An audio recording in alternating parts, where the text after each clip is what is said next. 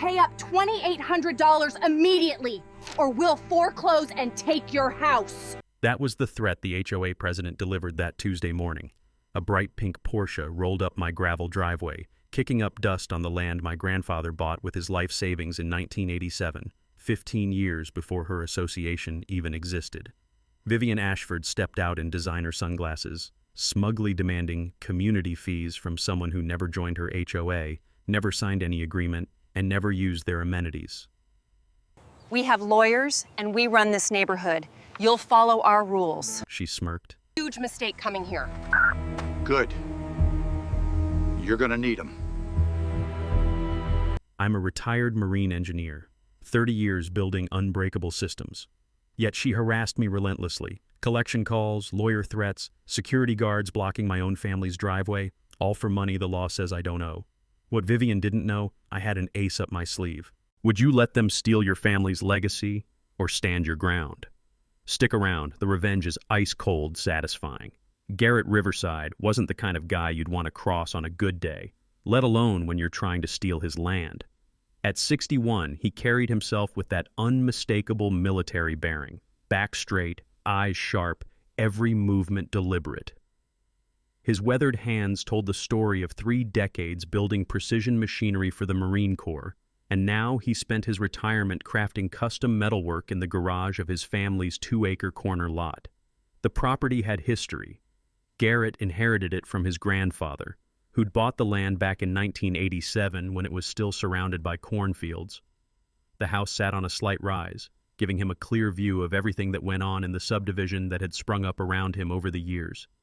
Cedar Oaks, what a pretentious name for what used to be Miller's farm. His divorce 3 years earlier had been ugly, but at least he'd kept the house. His daughter Sarah had been trying to patch things up lately, bringing the grandkids by on weekends. His elderly mother still visited monthly, shuffling around the kitchen in her fuzzy slippers, always commenting on how he needed more color in his flower beds. The smell of motor oil and metal shavings permanently clung to his garage workshop, where he spent most mornings tinkering with hydraulic systems and precision welding. Some guys played golf in retirement. Garrett built things that could withstand hurricanes. He'd always been suspicious of authority, a trait that served him well during his 28 years dealing with military procurement contracts. He kept detailed logbooks of everything, maintenance schedules, visitor logs, even weather patterns. His PTSD from 2 tours overseas made him hyper-vigilant about home security, but it also made him incredibly thorough when documenting threats. Which brings us to Vivian Ashford. If you took everything annoying about entitled suburban housewives and concentrated it into one perfectly spray-tanned package, you'd get Vivian. At 48, she'd married into money when she snagged developer Marcus Ashford at some charity golf tournament. Now she spent her days driving around in a hot pink Porsche Cayenne, filming herself for social media while supposedly managing community standards. Vivian had been elected HOA president the previous year on a platform of elevating property values through enhanced aesthetics. Translation: she wanted to turn Cedar Oaks into her personal Pinterest board, regardless of who got bulldozed in the process. The woman had never worked a real job in her life, but she approached HOA management like she was running a Fortune 500 company. She wore designer athleisure to board meetings, spoke entirely in corporate buzzwords, and treated anyone who disagreed with her like they were personally sabotaging her vision of suburban perfection. The trouble started on a Tuesday morning in March, when Garrett found a certified letter in his mailbox. The return address made his jaw clench: Cedar Oaks Homeowners Association, Community Enhancement Division. Inside, printed on letterhead so fancy it probably cost more than his monthly grocery budget, was a bill. Not a request, not a friendly notice, a bill. Mandatory beautification assessment, $2,800. Payment due within 30 days to avoid penalty fees and potential lien placement. Below that, in smaller print, additional ongoing maintenance fees of $400 monthly will commence following initial assessment compliance. Garrett read it twice, his engineer's mind immediately spotting about 6 different legal problems. First, he'd never signed any HOA agreement. Second, his property predated their formation by 15 years. Third, his landscaping already exceeded their published standards. He'd checked. But the real kicker was at the bottom. Non-compliance will result in daily fines of $100 until standards are met. He walked outside and looked at his meticulously maintained yard. His roses were already blooming, His lawn was perfectly edged, and his driveway didn't have a single crack. Meanwhile, he could see 3 houses in the HOA section with peeling paint and overgrown hedges. The audacity was breathtaking. But Garrett had learned something important during his years in military procurement. When someone comes at you with fraudulent paperwork, you document everything and strike back twice as hard. Garrett spent that first evening doing what any former military engineer would do. He researched. His dining room table disappeared under property deeds, county records, and subdivision plats dating back to 1987. The crunch of potato chips punctuated his work as he cross-referenced legal documents until well past midnight. What he found was exactly what he'd suspected. His property deed clearly showed purchase date of March 15, 1987. The Cedar Oaks HOA incorporation papers, filed with the county on September 3, 2002, 15 years later. In the eyes of the law, trying to force him into their association was like trying to draft someone into the army after they'd already retired. He drafted a response letter that was polite but firm, including copies of all relevant documentation. The next morning, he hand-delivered it to Vivian's house, a gaudy McMansion that looked like a wedding cake exploded in the middle of a golf course. 3 days later, he got his answer. Garrett was replacing a hydraulic fitting on his workshop press when he heard the rumble of trucks outside. Through his garage window, he watched a landscaping crew unload flats of pink and white impatiens near his front walkway. "Excuse me," he called out, wiping grease from his hands with a shop rag. "What's going on here?" The crew foreman, a weathered guy who looked like he'd rather be anywhere else, held up a work order. "Says here we're supposed to plant seasonal color enhancement for the Riverside property. Community beautification project." Community beautification? Garrett's voice carried that dangerous calm that his ex-wife had learned to fear. "On my property? Without my permission?" The foreman shrugged apologetically. "Look, buddy, I just do what the work order says. Take it up with the HOA lady." For the next hour, Garrett watched as the crew systematically destroyed his carefully planned vegetable garden to make room for their gaudy flowers. His prized tomato seedlings, varieties he'd been cultivating for 3 years, got ripped out and tossed into a mulch truck. The impatiens they planted instead looked like they'd been chosen by someone who thought more expensive automatically meant better. But the real problem wasn't the flowers, it was the soil amendment they used. Garrett's engineering background included enough chemistry to recognize trouble when he smelled it.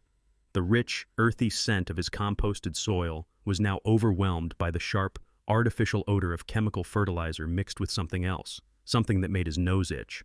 Later analysis would reveal they'd introduced an invasive grass species along with the new plantings. But right then, all Garrett knew was that strangers had trespassed on his property and destroyed weeks of careful preparation for his spring garden. He spent the rest of the afternoon documenting everything. Photos from multiple angles, measurements of the damaged area, soil samples sealed in labeled containers. His grandfather's old surveying compass helped him establish exact property boundaries. Every detail went into his logbook with military precision. That evening, he composed a formal cease and desist letter. Not some angry rant, but a proper legal document citing specific property laws and trespassing statutes. He'd learned during his procurement days that the right legal language could stop bureaucrats in their tracks faster than any amount of shouting. The response came faster than expected.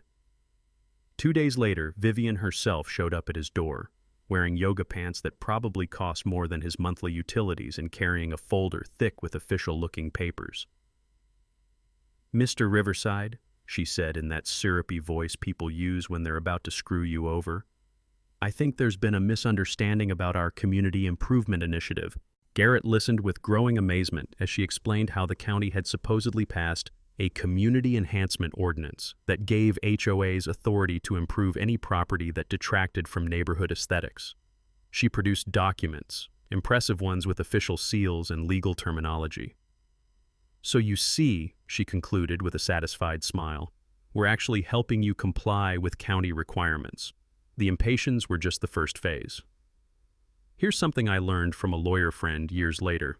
When someone shows up with a stack of legal-looking papers, always ask for the ordinance number and filing date. Real laws have reference numbers. Fake ones just have impressive letterhead. Garrett asked for exactly that information. Vivian's smile flickered for just a moment before she recovered. I'll have my assistant send you the reference numbers, she said. Now about those outstanding fees. But Garrett was already mentally 3 moves ahead. If they wanted to play legal games, he'd show them what precision looked like. The mini twist was realizing Vivian's county ordinance was complete fiction, but she was committed enough to fake documentation that this was about to get much more interesting. Those reference numbers never came, of course. What came instead was a security company. Garrett first noticed the white SUV parked across from his driveway on a Thursday morning.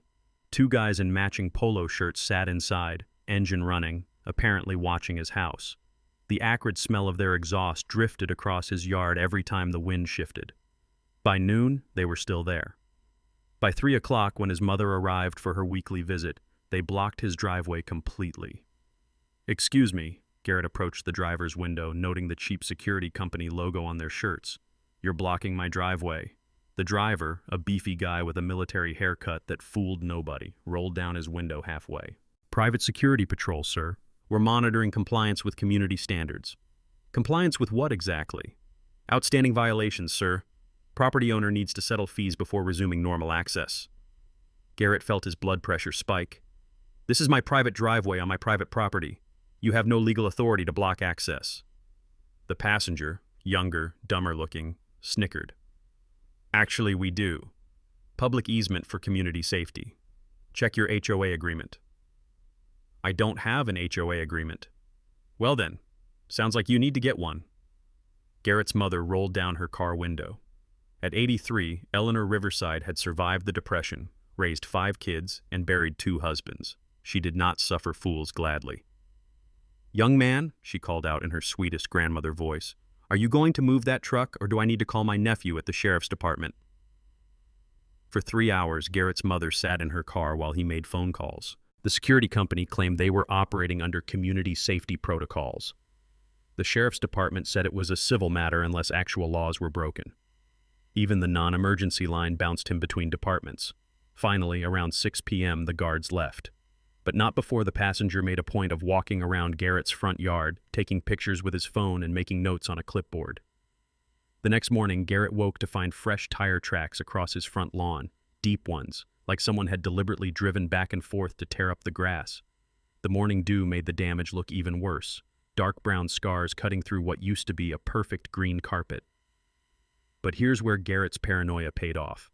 Those security cameras he'd installed after his divorce captured everything. High-definition footage of the white SUV arriving at 2:17 a.m., the guards getting out, and the passenger taking a crowbar to his mailbox before driving figure-8s across his lawn. More importantly, the cameras caught them dumping something near his property line, something that became clear when Garrett investigated that afternoon.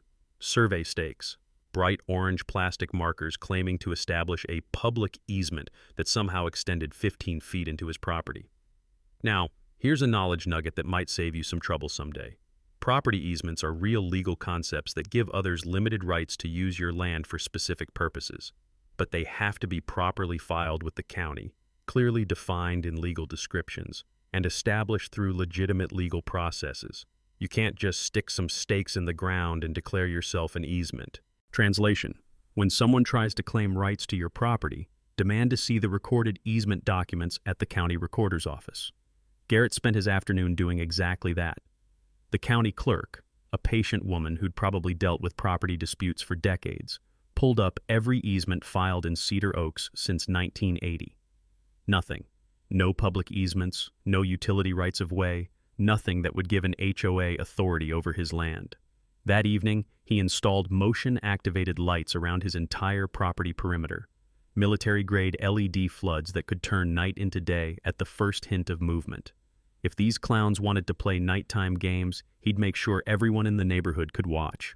He also made copies of the security footage and hand-delivered them to the sheriff's department, along with a formal complaint about destruction of property and fraudulent survey markers. This time, he got a different response. Deputy Martinez, a young woman who actually seemed interested in doing her job, reviewed the footage with professional attention. "Sir, this is pretty clear evidence of criminal mischief and possibly fraud. We can definitely pursue charges if you want to press them." "I want to press them." "Good. And sir, you might want to consider getting a restraining order. This pattern of escalation. It usually gets worse before it gets better." The mini twist hit him that night as he was updating his incident log. The guards weren't just harassing him randomly. They were creating evidence of easements and violations to justify their presence. Someone was building a paper trail to steal his land, but two could play that game. And Garrett was about to teach them the difference between amateur hour and precision warfare. The restraining order was supposed to keep the security goons away from Garrett's property. It worked for exactly 5 days. Tuesday night, Garrett was in his workshop calibrating a hydraulic pressure gauge when his motion lights blazed to life. Through the side window, he could see figures moving around his prized rose garden, the collection he'd been nurturing for 8 years, some varieties dating back to cuttings from his grandmother's farm. By the time he grabbed his phone and got outside, they were gone. But the damage was unmistakable. Someone had dumped about 3 cubic yards of decorative wood mulch directly on top of his roses. The sweet scent of cedar chips couldn't mask what they'd done. His Lady of Shalott climber was completely buried, along with 2 David Austin shrub roses that had taken 4 years to establish. But this wasn't random vandalism. This was surgical destruction disguised as improvement. The mulch was expensive stuff, the kind of red cedar chips that cost $8 a bag at garden centers. Someone had spent real money to destroy his garden while making it look like they were trying to help. The note zip-tied to his mailbox confirmed his suspicions. Courtesy mulching service provided by Cedar Oaks Community Enhancement. Seasonal garden refresh to maintain neighborhood standards. Invoice to follow. Garrett spent the next morning carefully excavating his roses, using a shop vacuum to remove mulch from between the thorny branches. The sound of the vacuum motor couldn't drown out his growing anger, but his engineering discipline kept him focused on documentation. Photos before, during, and after. Soil pH measurements to check for chemical contamination. Even time-lapse video as he restored each plant. The invoice arrived 2 days later, $12,200 for emergency landscaping intervention to address community compliance violations. That's when Garrett decided to build a fence. Not just any fence, an 8-foot privacy barrier using military specifications. Steel posts set in concrete, marine-grade hardware, pressure-treated lumber that could survive a hurricane. He pulled the permits himself, ensuring everything was absolutely legal and positioned exactly on his surveyed property line. The fence took him 6 days to build, working methodically from dawn to dusk. The rhythmic sound of his pneumatic nail gun punctuated the spring air as curious neighbors gathered to watch. Some offered help, others just shook their heads at the drama unfolding in their quiet subdivision. On the 7th day, he rested. On the 8th day, Vivian brought a bulldozer. Garrett was having his morning coffee when he heard the diesel engine rumbling down Maple Street. Through his kitchen window, he watched a yellow Cat 420 backhoe loader turn into his driveway, followed by Vivian's pink Porsche and a truck full of construction workers. The machine's operator, a sunburned guy who looked distinctly uncomfortable with the situation, climbed down as Vivian approached Garrett's front door. "Mr. Riverside?" she announced loudly enough for the gathering crowd to hear. "This fence violates our sightline ordinance and creates a safety hazard. We're here to remove the obstruction." Garrett stepped onto his porch, permit paperwork in hand. "What sightline ordinance?" "Community Safety Code 12.3a. No barriers exceeding 6 feet in height within 50 feet of public thoroughfares." Here's another knowledge nugget that might save you someday. HOAs can only enforce rules that are properly recorded in legal documents called covenants, conditions, and restrictions, CC&Rs. These have to be filed with the county and cannot contradict local building codes or property rights. If someone claims you're violating an HOA rule, demand to see the specific language in the recorded CC&Rs. Translation: if they can't show you the exact rule in writing from officially recorded documents, they're probably making it up. Garrett had spent the previous evening researching every covenant and restriction ever filed in Cedar Oaks. "Show me the recorded CC&R language," he said calmly. Vivian's perfectly contoured eyebrows flickered almost imperceptibly. "My legal team will provide documentation after the safety violation is resolved." "No documentation, no removal. This fence was built with proper permits and meets all county requirements." For a moment they stared at each other across the battle lines. Then Vivian smiled that predatory smile and gestured to the bulldozer operator. "Jorge, please proceed with obstruction removal." Jorge looked from Vivian to Garrett to the growing crowd of neighbors with their phones out. "Ma'am, I'm going to need to see some legal authorization before I can destroy someone's fence. This could be a criminal matter." "I'll take full responsibility," Vivian snapped. "Just do your job." That's when Garrett pulled out his phone and called 911. Not the non-emergency line, not the civil disputes department. Full 911 reporting attempted destruction of private property. The mini-twist came when Jorge refused to operate the bulldozer without legal authorization. Even Vivian's threats couldn't convince a working man to risk criminal charges for her suburban power games. But as the crowd dispersed and Vivian retreated, Garrett realized this wasn't over. It was escalating, and the next move would determine whether he spent his retirement fighting lawyers or teaching them a lesson they'd never forget. 3 weeks later, Garrett was organizing his property documents when he found something that changed everything. He'd requested a complete survey of his lot boundaries, partly for legal protection and partly because something about the HOA's aggressive tactics suggested they knew something he didn't. The surveyor, Mike Henderson, was a methodical guy who'd been mapping properties in the county for 25 years. "Garrett," Mike said, unrolling a large plat map across the kitchen table, "you need to see this." The smell of fresh ink and paper filled the room as Mike traced property lines with his finger. Everything looked normal until he reached the eastern boundary, the side facing the HOA's crown jewel, their community clubhouse and pool complex. "See this red line here? That's your property boundary according to the original 1987 deed. Now look at this blue line. That's where the HOA built their pool deck." Garrett leaned closer, his engineer's eye immediately grasping the implications. The HOA's expensive pool deck, the centerpiece of their community amenities, extended 15 feet onto his land. 15 feet? Garrett's voice was carefully controlled. "How long has this been like this?" Mike pulled out a folder of aerial photos. Based on Google Earth imagery, they built the pool deck in 2019, so we're talking about 4 years of unauthorized use of your property. But it got better. Mike had done his homework, researching every permit and legal document related to the pool construction. The HOA had never requested an easement, never applied for approval to encroach on neighboring property, never even acknowledged that their multi-million-dollar amenity was partially built on land they didn't own. "Mike, what's the fair market rent for this kind of property use?" The surveyor grinned. "Well, waterfront pool deck space in this neighborhood, I'd say about $58,000 per year, maybe more given the premium location." Garrett did the math in his head. 58,000 times 4 years. $232,000 in unauthorized use of his property. But the real revelation came when Mike showed him the construction permits. Here's the interesting part, Garrett. When they applied for the pool permit, they submitted a site plan that shows the deck ending exactly at the property line. Either their contractor made a massive 15-foot error, or someone deliberately decided to encroach on your land. The engineering drawings were precise, professional, and completely wrong. Not wrong by accident, wrong by design. Someone had calculated that it was easier to steal 15 feet of Garrett's land than to redesign their pool deck to fit their actual property. That evening, Garrett sat on his back porch with a beer and his grandfather's old compass, staring at the pool deck that shouldn't exist. Through the chain-link fence, he could see HOA members enjoying their evening swim, completely unaware that they were trespassing with every backstroke.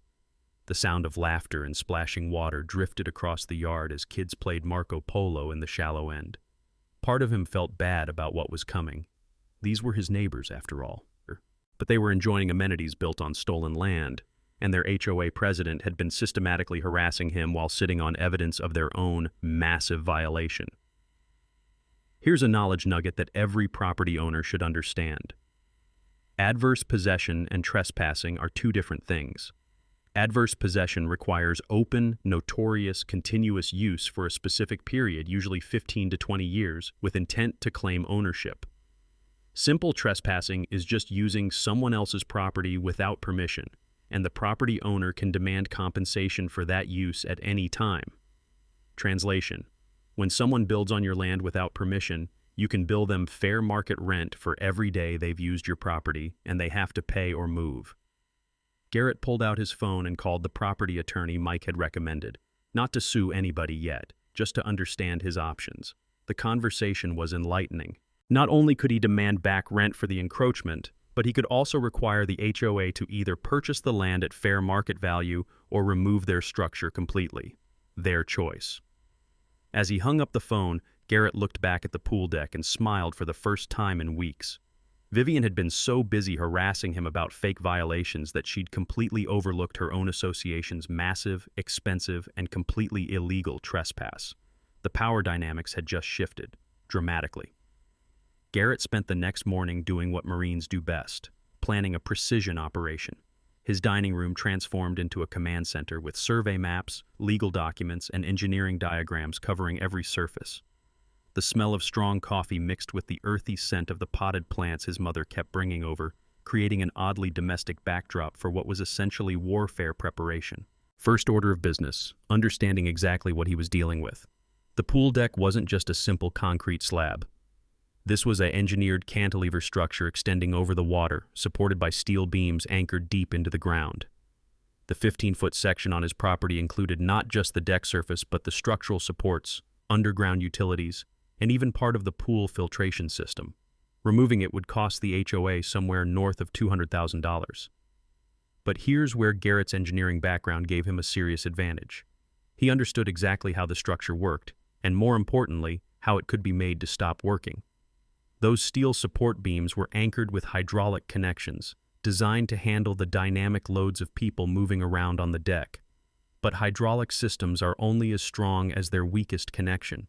And if someone who understood hydraulic engineering wanted to create a controlled failure, Garrett spent 3 days designing what he privately called the pool deck adjustment system. Not destruction, adjustment. The structure would remain intact. It would just be repositioned to match the actual property boundaries. How's that for precision?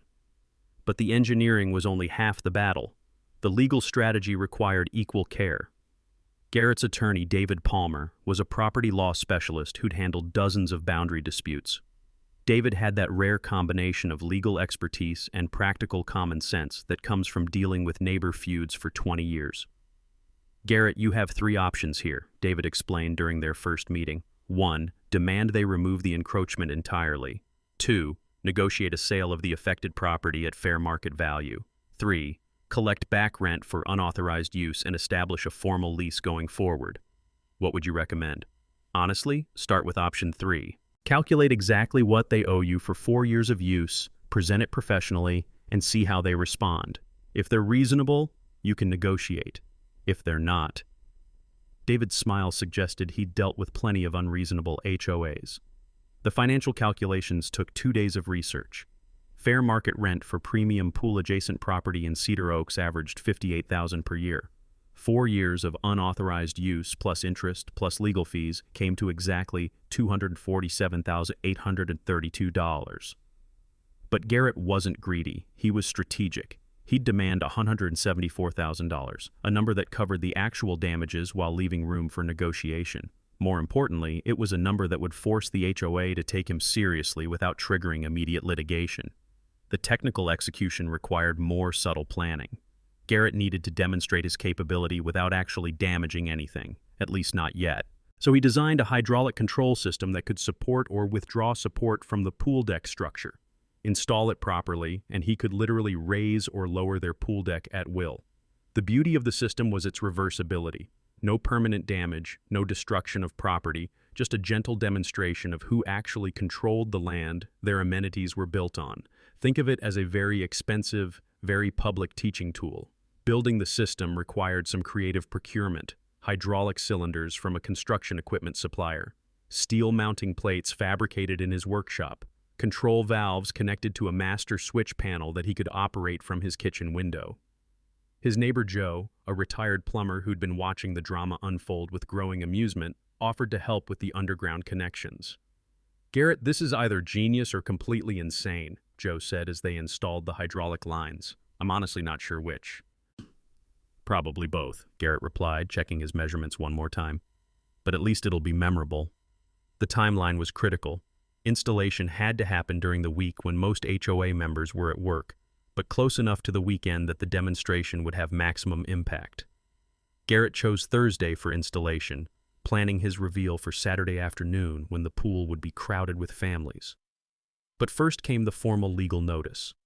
David drafted a professional letter demanding payment for unauthorized property use, with detailed documentation and a clear deadline. Pay $174,000 within 30 days, or face legal action to remove the encroachment.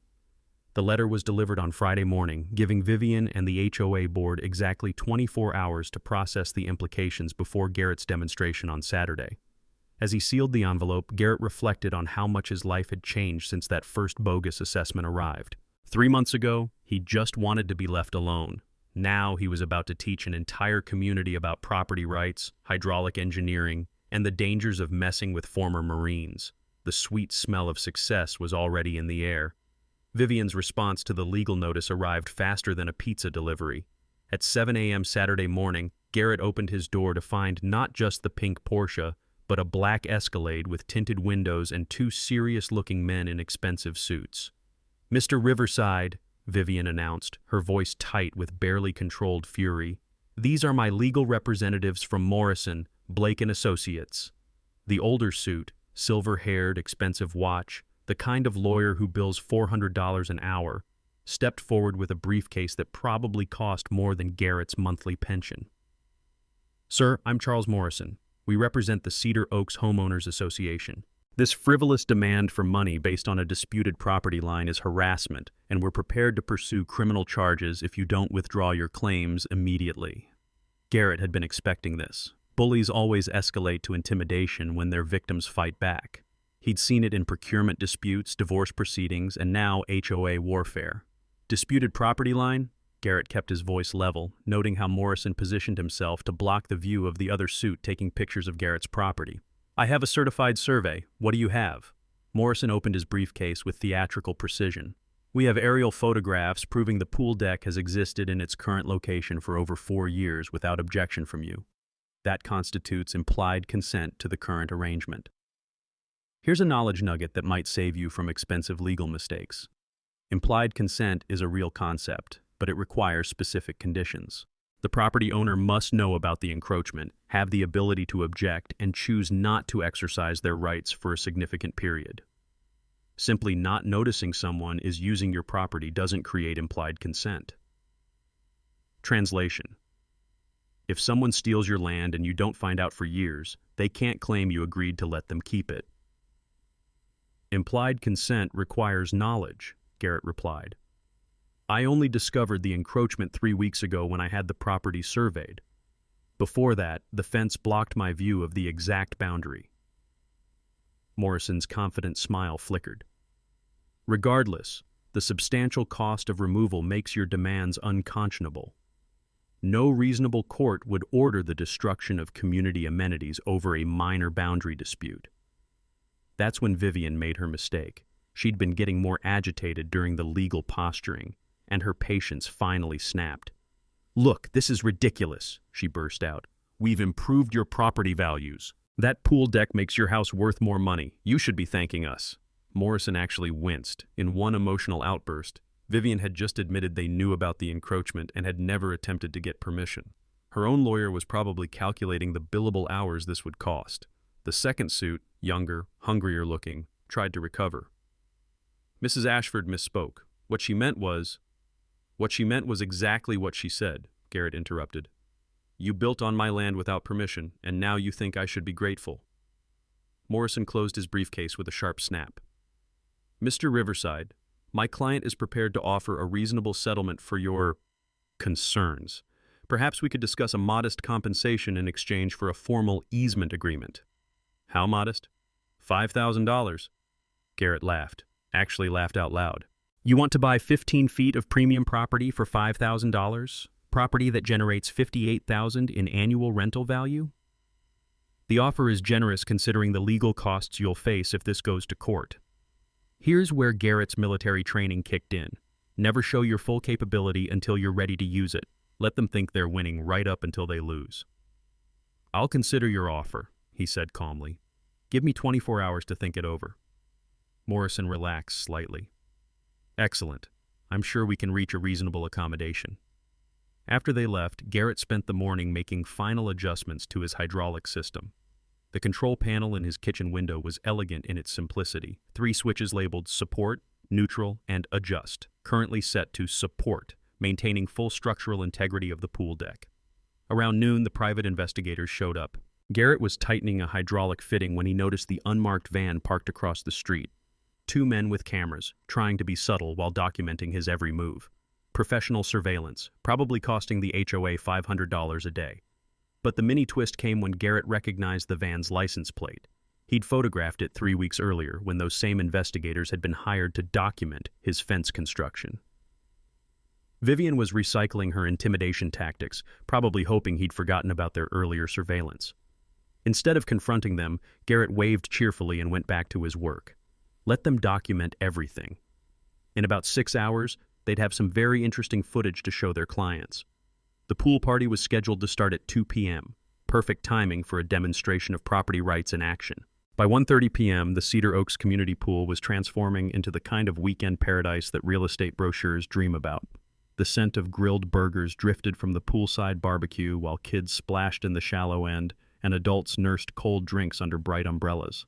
Someone had strung lights around the pool deck, and a playlist of summer hits provided the soundtrack for suburban bliss. Garrett watched from his kitchen window as families claimed spots around the pool. About 50 people so far.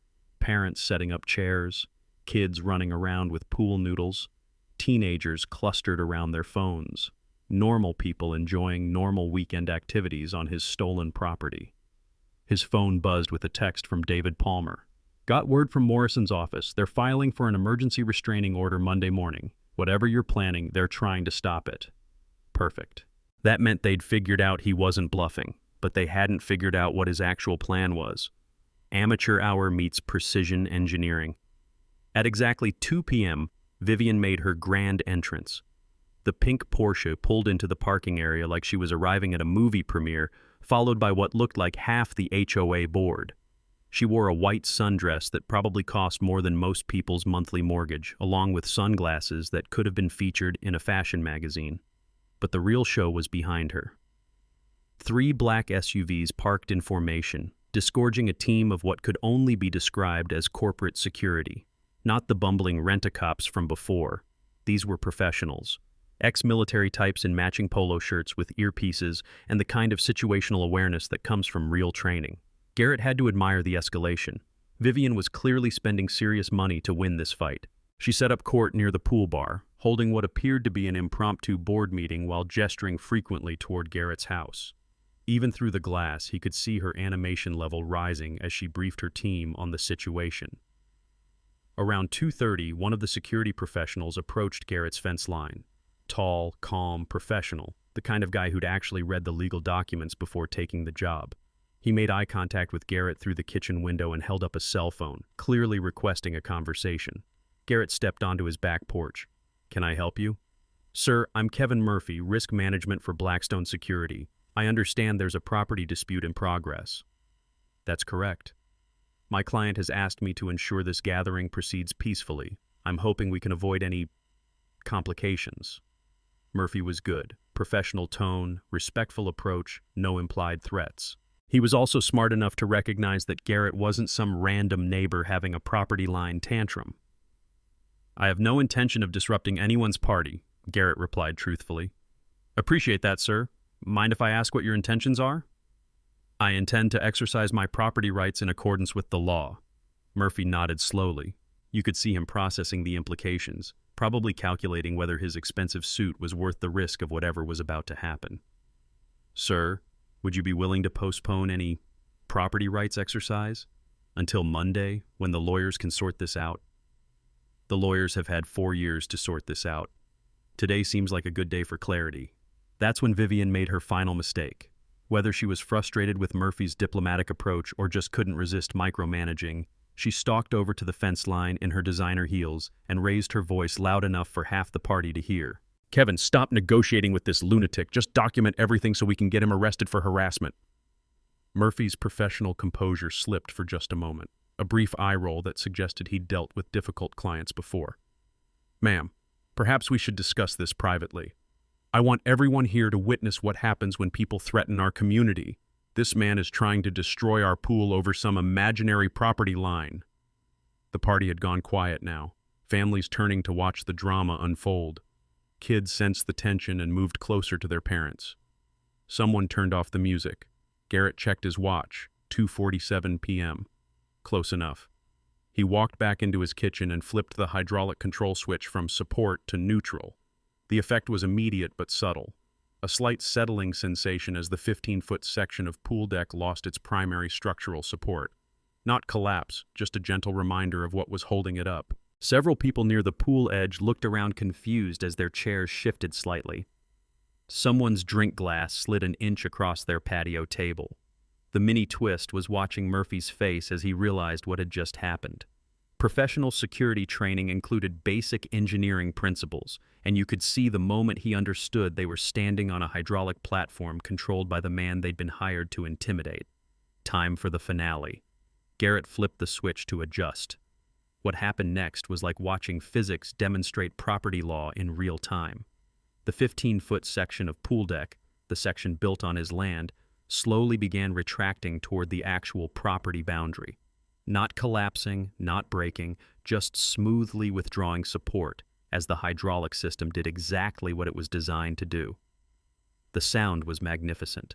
A low mechanical hum mixed with the splash of water as the pool's edge suddenly changed configuration. 47 people found themselves sliding, stumbling, and eventually falling into the shallow end as their premium poolside real estate transformed into an impromptu swimming lesson.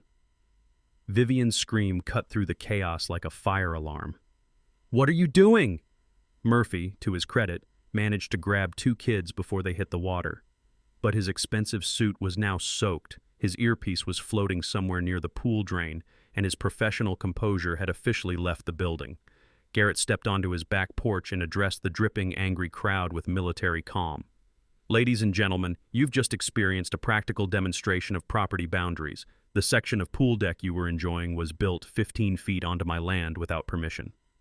A woman in a designer swimsuit, one of the HOA board members, stood waist-deep in chlorinated water and pointed an accusing finger at him. "This is terrorism. You could have killed someone." "Ma'am, the maximum water depth in that section is 3 feet. The greatest danger was wet clothes and wounded pride." But the real show was just beginning.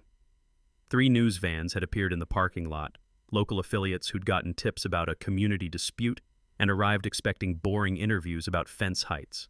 Instead, they were rolling cameras on the most spectacular property rights demonstration in suburban history. Channel 7's field reporter, a energetic blonde who'd clearly won the lottery of weekend assignments, splashed through puddles to get closer to the action. "This is Sarah Martinez with Channel 7 News, coming to you live from Cedar Oaks subdivision, where a property dispute has taken a dramatic turn. Sir." She thrust her microphone toward Garrett. "Can you explain what just happened here?"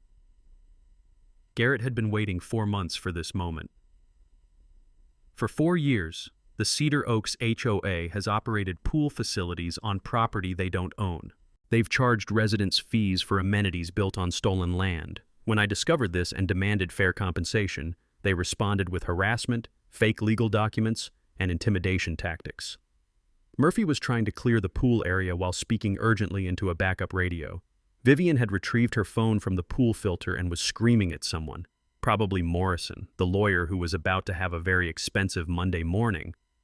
"So you decided to— What exactly did you do?" Sarah pressed.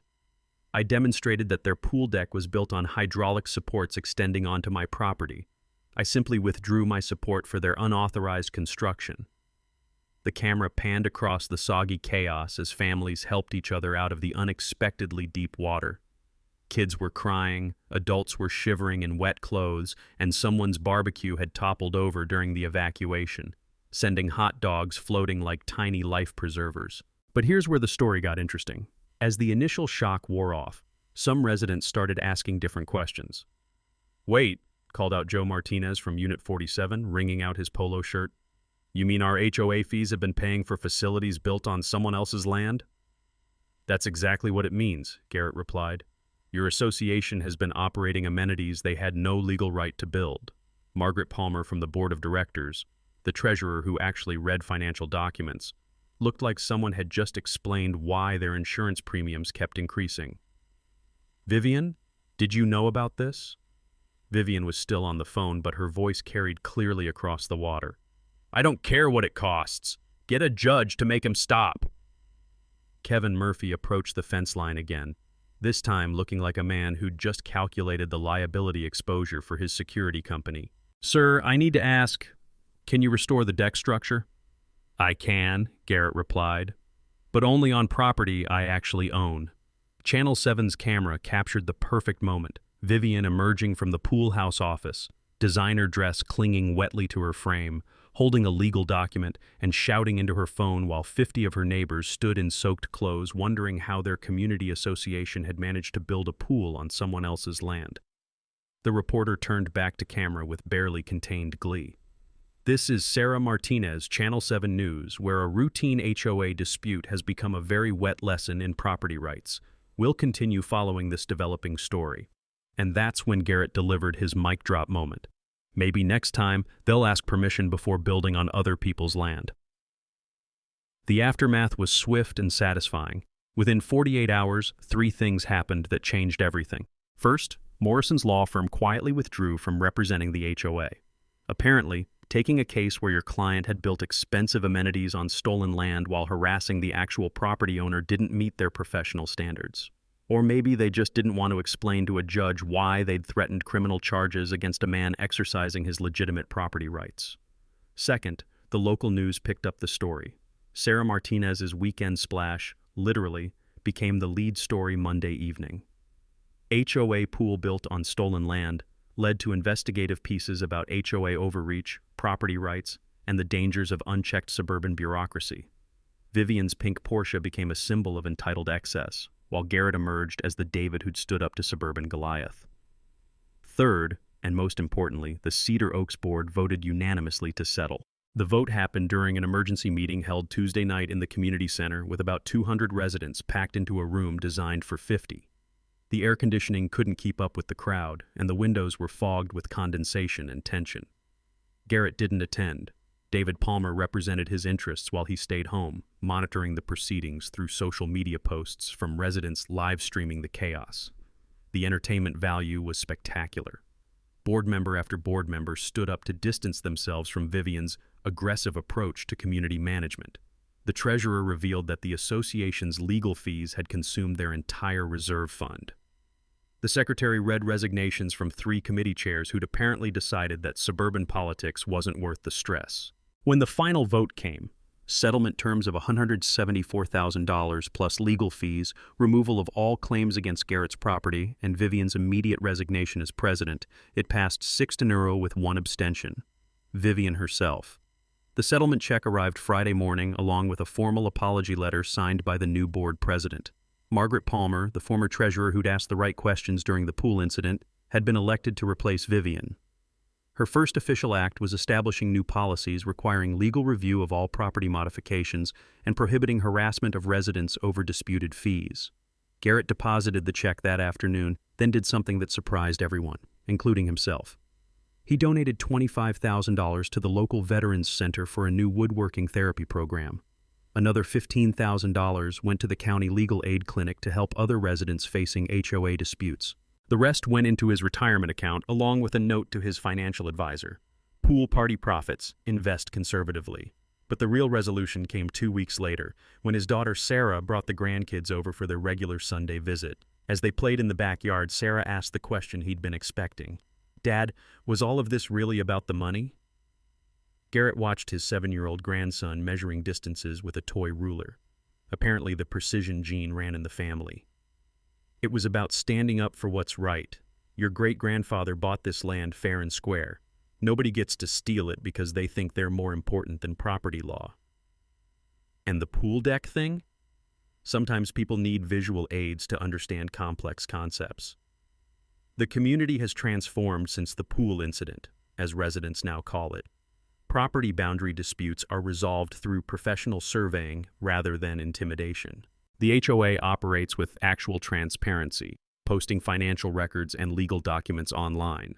Most surprisingly, several other non-member residents have come forward with their own stories of fee harassment, stories that are now being resolved through negotiation rather than litigation. Kevin Murphy, the security professional who tried to manage the chaos, sent Garrett a LinkedIn connection request with a note. "Impressive work. If you ever want a second career in risk management, give me a call." Vivian moved to Florida 3 months later. The pink Porsche sold to a teenager whose parents thought it would teach her about consequences. The house went on the market with no mention of proximity to community amenities. These days, Garrett spends his mornings in the workshop and his afternoons tending a garden that nobody tries to improve without permission. His mother still visits monthly, always commenting on how much happier he seems. His roses recovered completely from their mulch burial and are producing the best blooms he's ever grown. So, Garrett Riverside walked away with $174,000 and touched an entire HOA board. What happens when you mess with a married engineer? Property rights. But here's what really mattered about this story. This wasn't about the money. It was about principle. Vivian thought she could steamroll a quiet retire with fake freeze and intimidation tactics. She forgot that some people don't back down when they are right. Gary didn't wail through lack of connections. He went through documentations, patience, and understanding the law better than the people trying to break it. We're seeing this everywhere now. Petty bureaucrats drunk on tiny amount of power, thinking rules to apply to them. The difference is, most people get angry and make mistakes. Gary's got methodical and made hydraulics. Here's my question for you. When someone tries to steal from you using fake authority, do you fight back or fold? Drop the answer and in the comments, because I read every single one. If the sky of justice serve content is your thing, smash the subscribe button. Next week, how a veteran tank mechanic deal with predatory towing using military surplus and municipal parking lots. Remember, knowing your rights, document everything, and never underestimate precision over passions.